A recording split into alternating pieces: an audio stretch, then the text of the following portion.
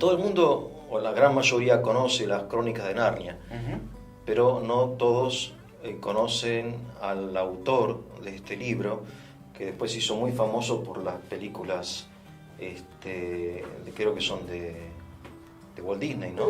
Es una colaboración de Disney, con Disney. una productora que hizo su hijastro, Douglas Gresham.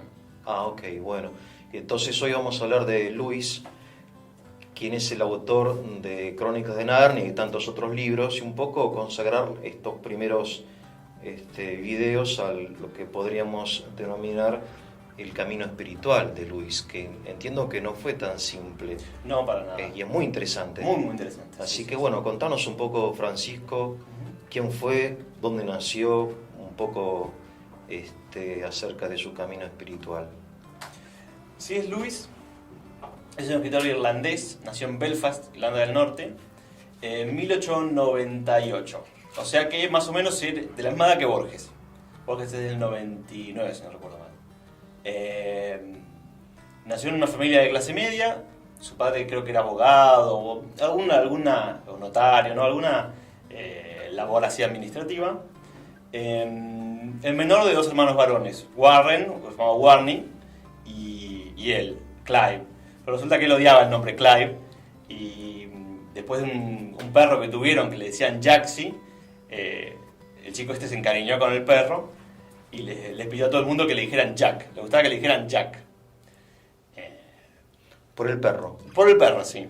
Interesante, ¿no? Sí, interesante ya esa pequeña afinidad con los animales, ¿no? Tan propia de su obra. Estaba pensando eso, porque Sí. después en su obra aparecen todos los animales hablando. Sí, bueno, otra gran... muy específico de su obra, el tema del antropomorfismo así animal, ¿no? Sí, muy específico de su obra y de una tradición de la literatura inglesa. Ah, sí. Sí, porque él cuenta que en esas primeras lecturas, uno de los primeros libros que lo fascinaban eran los libros de Beatrix Potter, Ajá.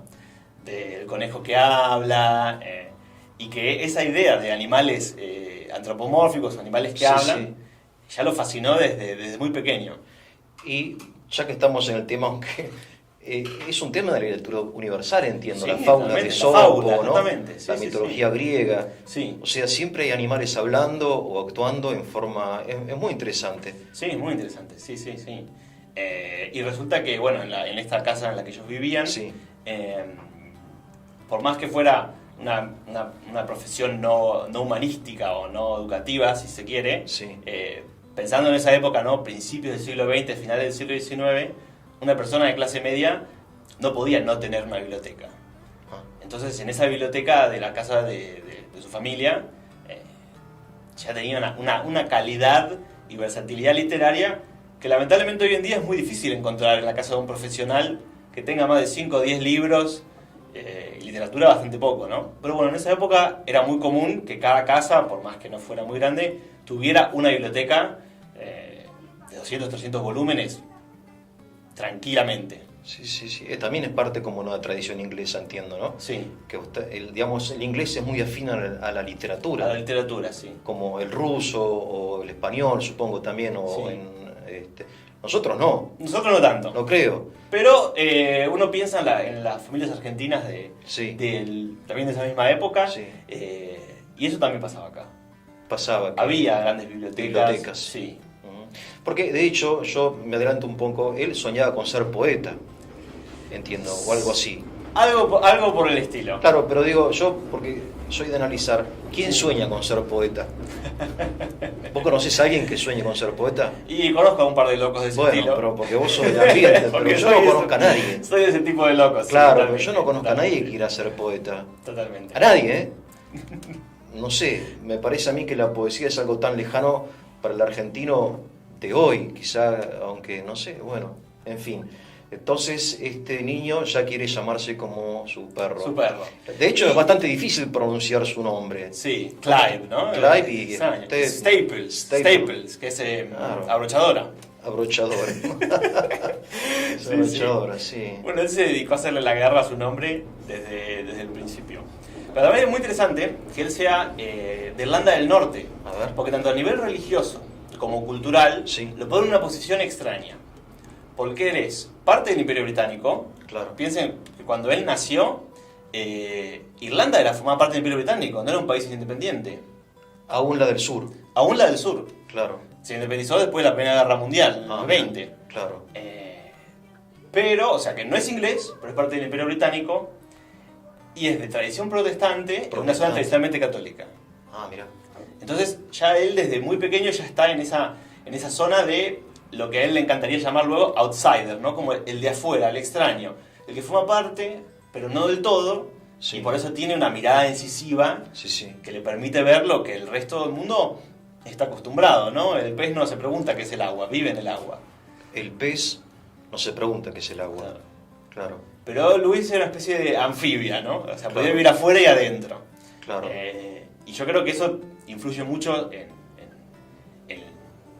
la agudeza de su mirada. Bien. Y entonces él entiendo que pierde la fe en una cierta edad. Sí, él es educado en lo que llaman la Iglesia de Irlanda, la versión irlandesa de la Iglesia anglicana, digamos, Protestante. protestante. Sí. De hecho, toma una primera comunión anglicana, pero él mismo, sorprendido por la alegría, su autobiografía espiritual, ya dice que tomó esa comunión simplemente para recibir los regalos y para que nadie lo molestara. Claro. Sí, es habitual. O sea, eso, algo completamente como- habitual, ¿no? Como Pero- entre nosotros los católicos, Totalmente. digamos, seamos sinceros, Sí. muchas veces así. Totalmente. Claro. Es curioso igual ver, una vez se idealiza esa época y ver que, bueno, que eso viene de hace tiempo, ¿no? Claro. Y él empieza, él es educado, la madre muere muy joven él, creo que tenía Sí. 6-7 años, Sí. cuando la madre enferma de cáncer. Y queda al cuidado del padre, que era una persona muy particular. Una persona de trato distante, muy difícil de entablar conversación, como que siempre estaba en sus temas, no le prestaba mucha atención a los hijos. Entonces, su idea para educarlos después de los primeros años que los había educado la madre, fue mandarlos a un colegio pupilo en Inglaterra. Sí. También eso es otro dato de cordón interesante, bueno, a mí me divierte. Cuando yo empecé a leer esa parte de su autobiografía, él dice, bueno, fuimos a Inglaterra. Y yo estaba tan acostumbrado a la tecnología de hoy que pienso, bueno, que ellos fueron en avión. Y no, en 1910 el avión primero no existía. Y si hubiera existido, 5 o 10 años después, era una cosa para ultra ricos. Sí. Fueron en barco. Claro. Y Luis cuenta con mucha frescura ese recuerdo, cómo entraron por primera vez, creo que a Manchester. Claro, porque hicieron Belfast-Manchester en ferry.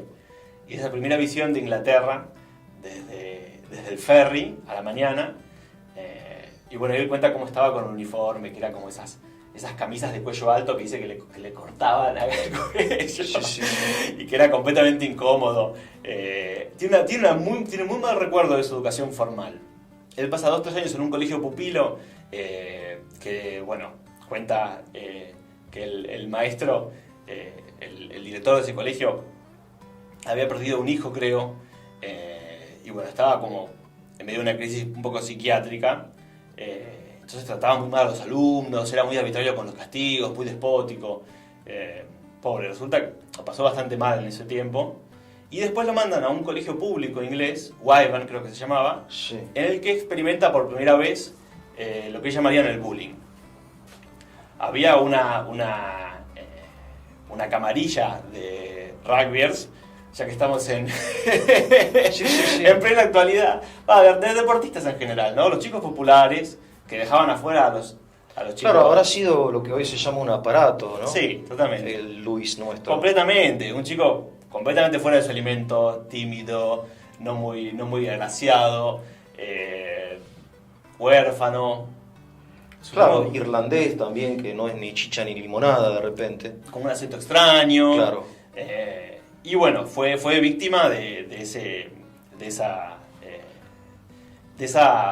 maldad. Bueno, pero también es interesante porque de nuevo se ve ahí el esquema del outsider. Totalmente. Porque él totalmente. está en una escuela donde él no es parte de nuevo, ¿no? Exactamente. Y eso quizás se va repitiendo a lo largo de su vida, supongo yo, en diversos ambientes. Sí, por supuesto. Hay uno de sus ensayos filosóficos excelente que se llama The Inner Circle, el círculo interior, y que habla de una dinámica en las relaciones humanas en la que se forman como esos círculos, ¿no? De que del que todo el mundo quiere formar parte, y el único atractivo es sentirse adentro frente a los de afuera, ¿no? Exactamente, sí. Y como muchas de nuestras acciones... Él se resiste a esa tentación, digamos, o un poco... yo creo que no tiene opción, digamos. Exactamente. Claro. Al verla desde afuera, puede entender cómo funciona, Claro. y puede ayudarnos a detectar, ¿no?, cuando esa dinámica está en funcionamiento. Digamos, lo que se llama la masa, de repente entrar así en una especie de círculo. No, al revés, porque la masa sería los de afuera siempre. Formar parte de los distintos. Bien. Los inteligentes, los guapos. Luis vivió la época de los grandes totalitarismos del siglo XX, la Revolución Rusa, el ascenso del nacionalsocialismo en Alemania, el fascismo en Italia, etcétera, y entiendo que él en su obra trata, ya sea en su obra filosófica o literaria, el tema del totalitarismo, ¿no? Sí, por supuesto. Es uno de los temas que más lo preocupan, sobre todo hacia el final de su vida, ¿no?, después de la Segunda Guerra Mundial, en el que empieza a preocuparse por los efectos que esta visión va a tener sobre la vida de las personas, ¿no? Él siempre nota cómo la formación intelectual y la visión del mundo afecta a la vida común y corriente de las personas. Esto se nota a nivel literario más que nada en lo que se llama la trilogía cósmica, una serie de novelas de ciencia ficción, porque tiene que ver con viajes espaciales, pero que él nace como de un chiste con Tolkien, que ambos les gustaba mucho leer a Herbert George Wells, La Guerra de los Mundos, y como la ficción científica de la época, pero decían como que en esas obras que a ellos les gustaban, había como debajo todas las cosas filosóficas y teológicas que odiaban. El racionalismo, el cientificismo, el subjetivismo, el relativismo, digamos. Debajo de todas esas novelas siempre había como esa cosmovisión. Entonces ellos querían empezar a escribir novelas que tuvieran esa ambientación, pero que tuvieran una cosmovisión realista. Entonces se hicieron una apuesta de que de cada uno iba a escribir una novela sobre el tema, y el único que la terminó llevando a cabo fue Luis. Tolkien no la escribió. La empezó a escribir y después la abandonó. Se aburrió. Sí. Está en los escritos inconclusos de Tolkien, se llama El Camino Perdido. Es una historia de viajes en el tiempo. Qué lindo. Pero Lewis lo llevó a cabo y lo terminó, y lo plasmó en 3 novelas: Más allá del planeta silencioso, Perelandra, una de mi preferida de las novelas de Lewis, y Esa horrible fortaleza. Esa horrible fortaleza. Sí, que es una referencia de un poeta inglés, que me vas a matar si me pedís el nombre porque no me acuerdo, a Babel, la Torre de Babel. Porque Lewis pone como foco a una comunidad universitaria de sabios que buscan como... Es una historia muy rocambolesca, muy divertida. Quieren resucitar a Merlín, el mago, porque les llega una profecía de que, digamos, está por llegar como la batalla final entre las fuerzas del bien y el mal, y quiere hacer una especie de gobierno mundial. Estos hombres con la ayuda, digamos, de estos poderes mágicos. Y es muy interesante porque las armas que usan, la prensa, la propaganda, están sacadas de lo que Lewis notó en la historia que hacían los gobiernos totalitarios, que para él tienen como primer y único y principal enemigo a la naturaleza humana. La naturaleza humana. Exactamente. Porque es una cosmovisión falsa que, digamos, te puede engañar intelectualmente, pero lo humano siempre te va a poner como... siempre te va a molestar. Porque el totalitarismo quiere crear una nueva especie. El hombre nuevo. El hombre nuevo, exactamente. Nuestro Che Guevara. Exactamente, el hombre nuevo. Que en el fondo es simplemente una desacralización del cristianismo. Sí. Porque el hombre nuevo, el Che Guevara, lo saca de San Pablo.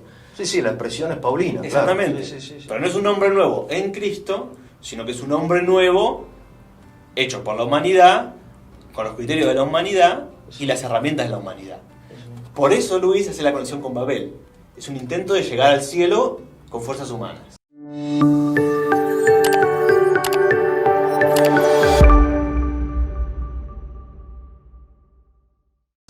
lo interesante de Luis, discúlpame, te interrumpo, Sí. es este intento de rescatar al hombre común. Sí. Que tiene, Chesterton tiene lo mismo. Totalmente. Que el hombre es el hombre común, el de la esquina, el ciudadano, el padre de familia. Sí. ¿no? Chesterton dice, no hay nada más extraordinario que un hombre ordinario con su mujer ordinaria y sus hijos ordinarios. Claro. Y es así. Es muy interesante, Sí. es muy lindo esto. En Muy el lindo. Hombre Vida, Chesterton, Sí. tiene, no sé si la Sí. viste, tiene todo un intento de rescatar al hombre común, de redescubrir la belleza de tu casa, de tu jardín, del té. Sí. Estos con el té y el té, pero... Y como en el siglo XX se empieza a notar este crecimiento político de estos movimientos que exaltan lo raro. buscan destruir al hombre común. Exaltan lo raro, lo extravagante, qué sé yo, no sé, lo que no es común. Sí. Y te lo imponen, porque hoy, por ejemplo, en las escuelas te imponen la ideología de género, ¿no? Sí. Y te la imponen, no es que te preguntan a vos, papá o mamá, si querés que tu hijo sea educada en esa ideología, sino que te la imponen. Exactamente. Es una forma de totalitarismo. Es una forma de totalitarismo, porque nace de una visión subjetivista y relativista Sí, totalitaria. de la realidad. El Estado te impone eso. Es que el totalitarismo es el resultado natural del subjetivismo y el relativismo. A ver, ¿por qué? Porque cuando no hay una realidad, ni una verdad, más allá de la verdad, digamos, De tu opinión, claro, objetiva, sí. todo es un problema. La convivencia entre seres humanos es un problema, el gobierno es un problema, todo se convierte en un problema porque no hay ningún criterio más allá de la voluntad de una persona o de Sí. cada persona individual Sí. para dirimir un conflicto. Entonces, ¿qué sucede en ese caso? Como el hombre naturalmente está hecho para la comunidad y para la vida, digamos, social, esa necesidad se problematiza, porque no hay criterio con el que establecer una vida en común o una sociedad en común. Entonces, ¿qué pasa en ese caso? Luis te diría, y lo que pasa cuando se va la ley digamos, de una sociedad. ¿Qué pasa? Viene la ley del más fuerte. Y el totalitarismo es una aplicación muy compleja y, digamos, muy desarrollada, pero de una verdad muy simple. La ley del más fuerte. ¿Quién es el más fuerte? El Estado. Te puede venir, te puede sacar a tus hijos, te puede meter en la cárcel, te puede matar. El Estado es el más fuerte. Entonces, ¿qué pasa en un Estado totalitario? Cuando ya no hay verdad, más que la verdad de tu verdad, la mía, o sea, ningún criterio que sea externo a nosotros y que nos pueda ayudar a dirimir nuestros conflictos, el Estado se convierte en el que quiere ser todo, ¿no? Juez, árbitro, ejecutor, padre, porque el Estado te trata como un niño. Sí, sí. El Estado totalitario te trata como un niño. Sí, sí. Y en Argentina, de repente uno se siente así. Se siente así. Un niño o un tarado. Como un tarado, ¿no? Pero el hecho, es muy interesante esta deducción, que el relativismo lleva al totalitarismo. Sí, por supuesto. Es muy interesante. Y Y uno- eso Luis lo vio en los años 50, bueno, él ya tenía Sí. experiencia Sí. en estas dos formas de socialismo, que son el nazismo y el Y el comunismo, comunismo. ¿no? Y es muy interesante porque uno ve en la mente cultural previo al totalitarismo, la República de Weimar en Alemania y el fin del zarismo en Rusia, y aparece el subjetivismo y el relativismo. Claro. Piensa en Dostoyevsky y los círculos intelectuales en los que se movía, Sí, sí, sí. en la cultura de Alemania de los años 20, completamente relativista. Sí, sí. El caldo del cultivo perfecto para el monstruo del totalitarismo. Y Luis empieza a notar, después de la Segunda Guerra Mundial, a principios de los 50, que la democracia, digamos, el modo político de la democracia, no necesariamente es un antídoto perfecto contra el totalitarismo. Y que dentro de la democracia puede haber incluso tendencias totalitarias. Y ya empieza a ver, digamos, muchas de las cosas que estamos viendo hoy, de cómo cuando la democracia se convierte en igualitarismo, estamos poniendo como el campo perfecto para llegar a un nuevo totalitarismo. Ya convertido, ahora vamos a la obra literaria de Luis. Por favor. Sí. Bueno, la obra literaria de Luis va siempre en paralelo a su obra teológica. Porque muchos de los conceptos que él trata en sus ensayos y libros teológicos los trata después literariamente como por el aspecto más experiencial, ¿no? Cuando se acerca ya la Segunda Guerra Mundial, Luis se presenta voluntario para ser formador de oficiales, lo rechazan y le ofrecen escribir columnas en un diario del ejército. Y a él no le gustó nada la idea, dijo que no quería escribir mentiras. Eso dijo. Eso dijo, sí, sí. Está bien. Y que podía ayudar de otra manera. Entonces lo terminan contratando, la BBC, para hacer una serie de discursos por radio que después se convertirían en el libro Mero Cristianismo. Ah, mira. Porque notaba mucho que la gente necesitaba una razón por la que vivir, ¿no? Por la que pelear también. Por la que pelear también, Claro. sí. Y por la que sobrellevar todos los sacrificios y dificultades y penas que conllevaba una nueva guerra, ¿no? Entonces, en esa época, Luis empieza a escribir estos discursos que después serían Mero Cristianismo, y a la vez empieza a escribir lo que serían las Crónicas de Narnia. ¿Año? 1940, 1941. A nivel literario, a veces no hay que llevarse por el año de publicación, porque no necesariamente el año de publicación es el año de escritura. Obvio, claro, claro. Las Crónicas de Narnia son escritas durante la Segunda Guerra Mundial, un poco hacia el final, y ya estaban todas casi escritas cuando se empezaron a publicar en los 50. El tema es que durante la guerra había mucho racionamiento de papel, porque era un recurso escaso y se usaba más que nada para fines militares. Claro. Entonces, durante muchos años, las publicaciones literarias fueron un poco paralizadas. A Tolkien le pasó lo mismo. Él empieza a escribir El Señor de los Anillos en el 37, y se termina publicando también en los 50, aunque ya estaba listo para el 45 o 46, porque, bueno, justamente por este problema, ¿no? Y las Crónicas de Narnia surgen como un proyecto para un pariente niño, una niña, no sé si se acuerda de la dedicatoria. No. Están en primero de los tomos, en El León, la Bruja y el Ropero, que... Ese fue el que hicieron la película. Exactamente, sí. Hicieron tres de esos tomos hicieron película. El León, la Bruja y el Ropero es el primero. Sí. Que a nivel película es la mejor adaptación, aunque tiene bastante fallas, pero dentro de todo es la adaptación más fiel. El segundo, El Príncipe Caspian, ya empieza a derrapar un poquito. Y el tercero que hicieron, La Travesía del Explorador del Amanecer, ya empezó a hacer cualquier cosa. Y no fue casualidad que ahí se cortaron. Claro. Porque el libro de Narnia hay 7 y películas solamente hay 3. Y yo creo que en gran parte ese fracaso de las películas de Narnia tiene que ver con la dificultad para entender de qué texto estaban hablando. En la adaptación del Señor de los Anillos, que también tiene sus puntos buenos y sus puntos no tan buenos, entendió que se trataba de una historia épica con un trasfondo de cuento de hadas. Hasta cierto punto lo entendió y por eso fue tan potente a nivel cinematográfico, porque buscó cómo transmitir esa idea a nivel cinematográfico. Pero en cambio, en las películas de Narnia quisieron hacer como una especie de historia desacralizada, de una historia prácticamente completamente religiosa, y el resultado quedó desigual. Sí, se nota. Y se nota. Yo suelo decir en broma que el Aslan, ¿no? Esta figura crística tan fuerte de las Crónicas de Narnia, El león. En El León, la Bruja y el Ropero, la primera película, es un Aslan arriano. Porque no es un Aslan Cristo, ¿no? Un Aslan divino.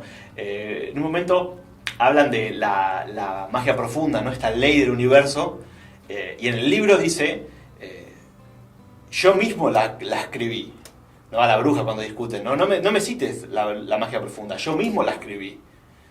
Y en la película dice, yo estaba ahí cuando fue escrita. Ah, mira. Arriano. Es un Cristo menos que divino. Sí, arriano. No, literal, sí, arriano. Sí. Interesante. Pero tiene ese candor, porque es una historia también, ¿no? Real, nace con estos niños que son llevados al campo durante el bombardeo de Londres para protegerlos del ataque del ejército alemán, y que en este casa en el campo entran en contacto con este mundo mágico, Narnia. ¿De dónde, bueno, eso algún día me explicarás mejor, pero en una palabra, ¿de dónde saca Narnia, Lewis? ¿De su propia imaginación o él tiene fuentes de la mitología nórdica o de algún otro tipo de mitología o de algún autor? Y todas las opciones, más o menos. Todas las opciones. Sí. Algo de los libros de Beatrix Potter, ¿no? Estos animales antropomórficos Sí. que hablan. Algo de todas las mitologías que a él le gustaban. Uno en Narnia hay un poco de mitología nórdica, hay un poco de mitología clásica, ¿no? Hay faunos, silenos. Está Sileno, el dios griego, está en uno de los tomos, si no recuerdo mal, el príncipe Caspian. Pero también está como la vida de Lewis, que unió todas esas cosas en algo que a él le gustaba, ¿no? Ahora, él escribe para una persona en concreto. Sí. Si no recuerdo mal, una sobrina nieta. Mira. Y le dice que le empezó a escribir un cuento de hadas cuando ella era niña, y que para cuando lo terminó, ella no era tan niña, ¿no? Dice, perdón que te va a llegar un poco tarde el cuento de hadas. Qué bien. Pero le termina diciendo una frase bellísima: algún día vas a ser lo suficientemente grande como para volver a disfrutar de los cuentos de hadas. Ah, mira qué lindo. Y es un poco esa idea, ¿no? Toda la obra literaria de Lewis. Los cuentos de hadas no son solamente para niños, sino que son para todas las edades, porque nos recuerdan estas verdades últimas que necesitamos constantemente recordar, porque nos dan esperanza.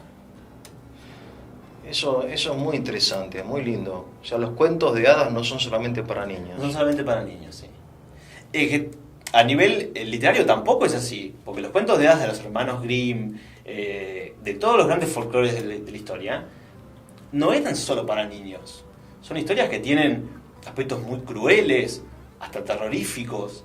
De hecho, hoy en día uno, cuando los ve adaptados a los medios masivos, son expurgados brutalmente, porque todos esos aspectos hoy en día no se ven como para niños, entonces se quitan. Porque originalmente no eran para niños, eran historias que compartían las comunidades rurales y que las disfrutaban todos, niños, jóvenes, adultos. Sí, folclore, claro. Folclore. Sí. Y que en el siglo XIX, cuando se empieza a estudiar el folclore, y con ese desprecio hacia lo rural, se considera que lo rural es propio de niños, ¿no?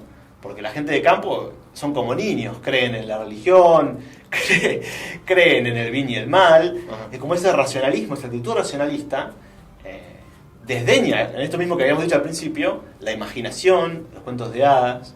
Y Lewis y Tolkien quieren rescatar con dignidad, con altura artística. Es curioso y paradójico que estos dos dinosaurios, que son Tolkien y Lewis, Sí. a inicios del siglo XXI se convirtieron en los autores más taquilleros Sí. del cine. Sí. Porque toda la vanguardia literaria, etcétera, qué sé yo, bueno, habrá habido cientos de escritores de moda que pasaron de moda, porque por eso eran de moda.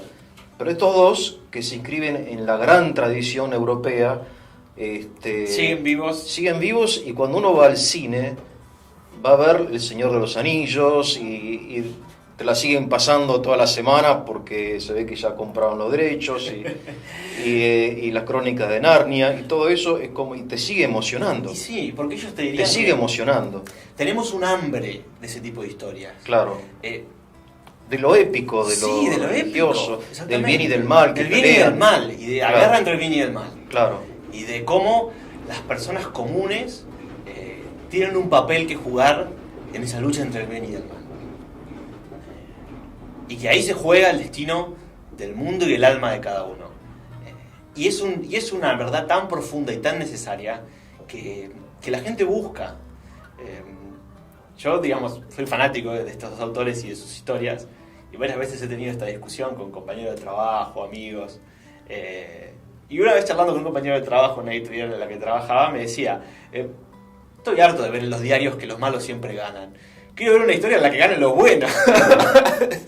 Y yo creo que es por eso que la gente ama El Señor de los Anillos, ama las Crónicas de Narnia, porque nos revive la esperanza de que, como en palabras de Sam, ¿no?